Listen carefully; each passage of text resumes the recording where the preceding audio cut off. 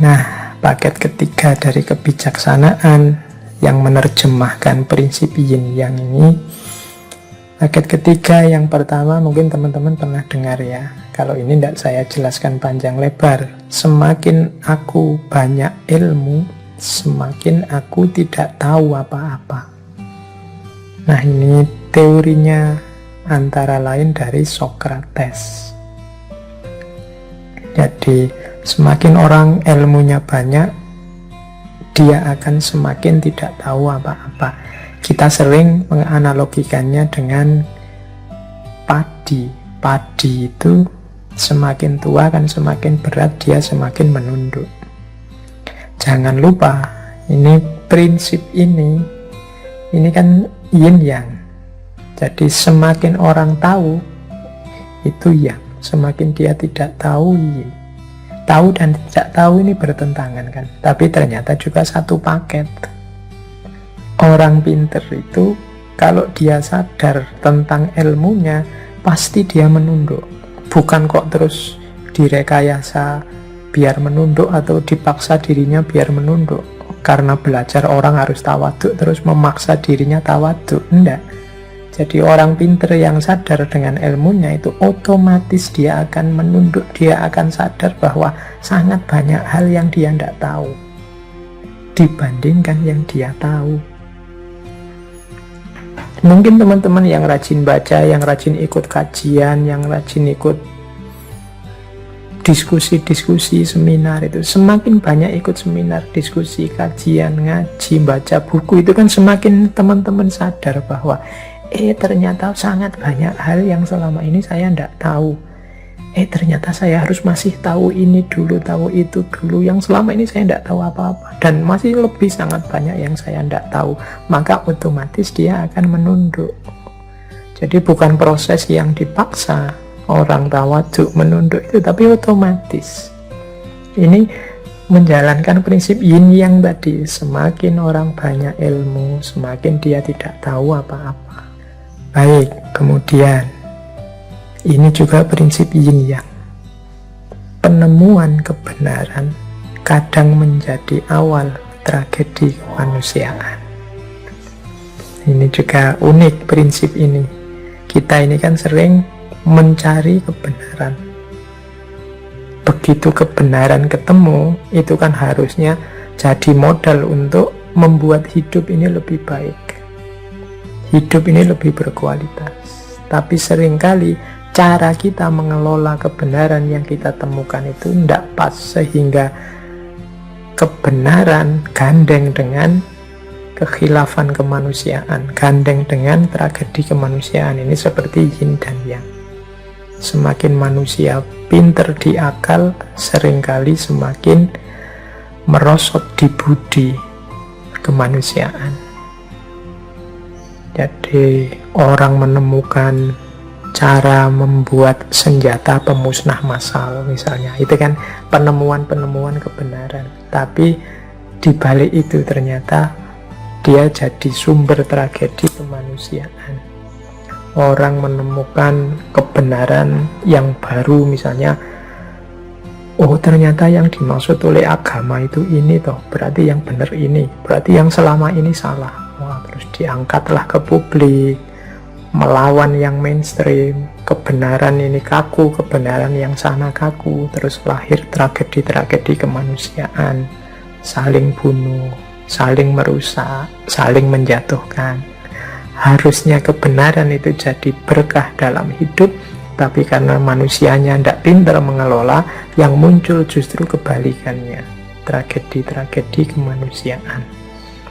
Jadi teman-teman harus waspada, karena ya itulah hidup, ada yin, ada yang. Terus, nah, kesempurnaan manusia terletak pada kerelaannya menerima ketidaksempurnaan. Ini juga prinsip kontradiksi, prinsip polarity. Kesempurnaan dan ketidaksempurnaan ini kan hitam putih. Tapi ternyata berpasangan. Kalau kita ingin mendapatkan kesempurnaan, justru jalannya adalah dengan cara menerima ketidaksempurnaan. Mengapa begitu? Ya karena manusia itu terbatas, mustahil sempurna. Kalau dia ngotot, pokoknya ingin ketemu yang paling sempurna, dia pasti tidak ketemu. Paling tidak, ketidaksempurnaannya, ketidakketemuannya terletak pada kekurangannya untuk mengejar yang sempurna. Jadi ambisinya untuk mencari yang sempurna itu justru menunjukkan dia tidak sempurna. Maka kesempurnaan itu justru terletak pada kerelaan kita bahwa aku ini memang tidak sempurna. Nah, titiknya justru di situ akhirnya. Karena kesempurnaan yang paripurna tidak mungkin ditemukan. Nah, ini juga prinsip yin yang. Orang-orang idealis, ambisius, yang tidak ngerti batas, itu biasanya hidupnya akan sangat menderita. Justru kesempurnaan hidupnya ketemunya pada penerimaannya, pada ketidaksempurnaan hidup. Baik, saya lanjutkan agak cepat, biar paling tidak wisdom yang keempat bisa kita baca sebentar juga. Di balik kemenangan ada beban, di balik kekalahan ada kebebasan. Ini juga prinsip penting. Hidup kita itu kan sering kita ukur dengan siapa menang, siapa kalah. Kalau kalah kita sedihnya luar biasa, kalau menang kita ekstase, melonjak-lonjak gembira. Kita lupa bahwa hidup ini yin dan yang. Gandengannya menang itu beban, gandengannya kalah itu kebebasan. Silakan diambil contoh, misalnya pilkada, saingan, ada yang menang, ada yang kalah. Loh, yang menang ini kan seneng sekarang, tapi jangan lupa setelah menang itu dia ketemu dengan beban-beban hidup yang banyak untuk ngurusi rakyatnya. Sementara yang kalah justru dia bebas. Dia tidak harus bertanggung jawab pada apapun, wong dia kalah. Dulu zaman saya sekolah SD sering ikut acara yang sekarang mulai jarang, cerdas cermat. Semakin saya menang, harus semakin mempersiapkan diri lagi untuk cerdas cermat selanjutnya. Dari level sekolah harus nanti tanding lagi level kecamatan. Kalau level kecamatan menang, tanding lagi level kabupaten dan seterusnya. Di balik kemenangan ada beban. Tapi kalau saya kalah, ya selesai, bebas, aku bisa main, bisa santai-santai. Jadi di balik kemenangan ada beban, di balik kekalahan ada kebebasan. Yang kalah tidak akan ditanya, tidak akan dimintai pertanggungjawaban, tapi yang menang harus menuntaskan, mempertanggungjawabkan beban yang harus dia sandang. Jadi ini prinsip yin yang juga, teman-teman. Jadi kalau berarti apa? Yo, kalau menang tidak harus jumawa, tidak harus merasa besar, merasa gembira yang berlebihan. Jangan lupa setelah itu ada beban dan tanggung jawab yang harus ditunaikan. Sementara yang kalah, jangan terlalu sedih. Bahkan mungkin kalau melihat bahwa engkau sekarang bebas, itu mungkin alhamdulillah lah, bersyukur. Sekarang tidak ada tanggung jawab lagi, tidak ada beban apa-apa lagi. Sudah terlanjur kalah. Kalian misalnya yang kuliah, lulus tercepat, terbaik, menang kalian. Tapi jangan lupa di balik kemenangan itu ada sudut sisi kebalikannya. Di situ ada beban tanggung jawab. Sementara kalian yang mungkin kuliahnya gagal, kena DO atau dipecat oleh kampusnya, ini kan sebentuk kekalahan. Tapi justru setelah itu kan kamu bebas. Tidak ada lagi dikejar-kejar dosen, tidak ada lagi tugas macam-macam, tidak ada lagi tuntutan macam-macam dari kampusmu.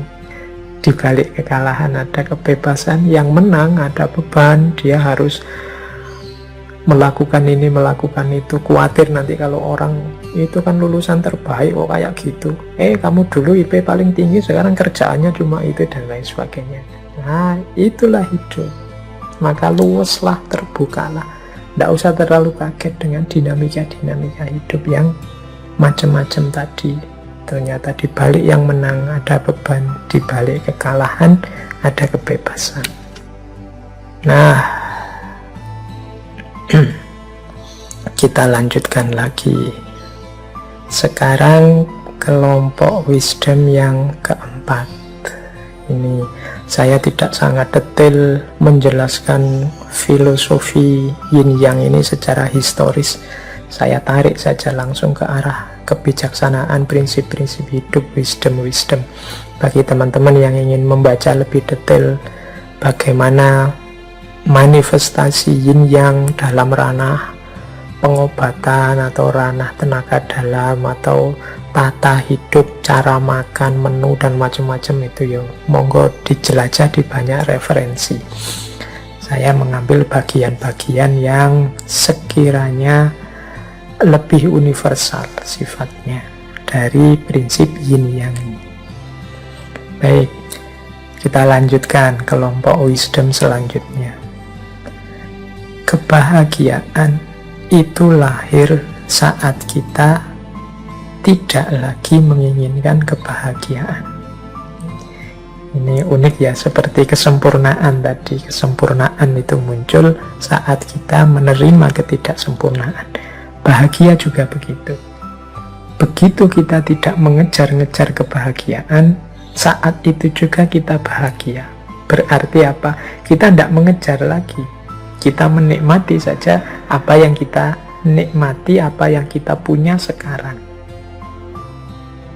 Berarti kebahagiaan itu justru ketika tidak dicari dia datang dalam hidup kita. Tapi ketika kita kejar-kejar, kita cari-cari, menunjukkan justru kita tidak bahagia. Jadi bahagia itu tidak usah menunggu besok, tidak usah diberi parameter macam-macam. Ketika kita beri ukuran macam-macam, justru nanti sebenarnya menunjukkan kita belum atau tidak bahagia. Orang yang merasa tidak bahagia padahal seharusnya dia sudah bahagia dengan situasi hidupnya saat ini, ya bisa dikatakan dia ini tidak bersyukur. Hari ini mungkin kita banyak sekali kesulitan-kesulitan karena bencana, karena macam-macam. Maka kita punya mimpi-mimpi, wah seandainya bencana ini selesai aku akan bahagia, seandainya banjir ini surut aku akan bahagia. Jadi masih nunggu besok, nanti banjirnya surut, kita punya target lagi, wah ini kalau ada yang bantu bersih-bersih rumah setelah banjir ini, wah aku lebih bahagia lagi. Nanti begitu bersih-bersih selesai, nanti ada meja kursinya yang rusak, perabotannya rusak, wah ini seandainya punya uang untuk beli perabotan yang baru, aku akan bahagia. Perabotannya ada, nanti keinginannya nambah lagi. Terus kalian mengejar kebahagiaan, tidak sempat bersyukur, tidak sempat menikmati hidup. Kebahagiaan dan menikmati hidup itu bisa sejak sekarang kita rasakan. Sejak sekarang kita nikmati di level kita masing-masing. Jadi mungkin ada teman-teman sebagian sekarang yang di tenda-tenda, di pengungsian. Ada sangat banyak kesulitan, saya tahu. Tapi bukan berarti itu alasan untuk kita tidak bahagia. Banyak sudut-sudut, banyak titik-titik yang bisa kita syukuri. Misalnya sedikit mendapat bantuan, mungkin bukan besarnya bantuan, tapi nilai kepeduliannya, alhamdulillah masih ada saudara-saudaraku yang peduli padaku. Saya kira kemarin aku ini orang yang tidak penting, ternyata banyak juga yang bantu. Seluruh Indonesia bantuan mengalir. Jadi ini hal-hal yang perlu disyukuri. Kemarin sama tetangga aku itu tidak saling kenal, tidak saling sapa, jarang sekali bertemu. Sekarang di pengungsian bisa bareng-bareng saling bertukar rasa, saling menjalin keakraban dan lain sebagainya. Jadi ya meskipun tetap berjuang untuk memperbaiki situasi, tapi bukan alasan untuk tidak bahagia, karena kebahagiaan itu terjadi saat kita tidak lagi menginginkan kebahagiaan. Kemudian prinsip yin yang juga ada prinsip untuk menghindari rasa sakit. Banyak orang yang merasakan sakit. Ya saya ilustrasikan sebentar saja ya, karena waktunya mau habis. Misalnya karena kita salah pola hidup kita selama ini, akhirnya kolesterol kita naik. Akhirnya kita tidak makan makanan-makanan yang mengandung kolesterol. Nah, ini kan siksaan, rasa sakit. Tapi kita lakukan justru untuk menghindari rasa sakit yang lain, yang lebih besar, yang lebih fatal. Untuk menghindari terpaan virus corona, kita membatasi hidup di dalam rumah. Ini kan menyakitkan, tidak bisa keluar-keluar. Tapi dengan itu kita terhindar dari sakit yang lebih fatal. Nah, terus prinsip, semoga itu sudah bisa ditangkap. Jadi untuk menghindari rasa sakit, banyak yang merasakan sakit. Vaksin itu ya menyakitkan sebenarnya, wong disuntik. Apalagi bagi yang tidak berani suntik itu mengerikan. Tapi ya harus mau sakit biar terhindar dari rasa sakit yang lebih besar. Nyapu di rumah itu kan sakit, capek. Tapi dengan kita rajin nyapu-nyapu, bersih-bersih di rumah, penyakit yang lebih besar, lebih fatal bisa terhindar. Nah, ini yin dan yang. Jadi untuk menghindari sakit justru melalui jalan merasakan sakit. Nah, terakhir, ini saya ambil terakhir saja ya. Nanti beberapa quotes kita skip, kapan-kapan kalau ada waktu kita lanjutkan lagi. Semakin kita mengontrol orang dengan ketat, semakin situasinya akan kacau. Jadi semakin banyak aturan, ada logika, semakin akan banyak pelanggaran terhadap aturan. Semakin banyak kontrol, semakin akan banyak yang lepas kontrol. Situasinya akan semakin kacau. Orang itu lebih mudah kalau ditata dengan membangkitkan kesadarannya dibandingkan dengan dipaksa melalui aturan-aturan. Tapi kadang-kadang memang di level ketidaksadaran perlu aturan dan pemaksaan. Tapi kadang-kadang terlalu banyak aturan, terlalu ketat dengan aturan, semakin besar potensi kekacauan yang terjadi. Ini juga prinsip yin yang.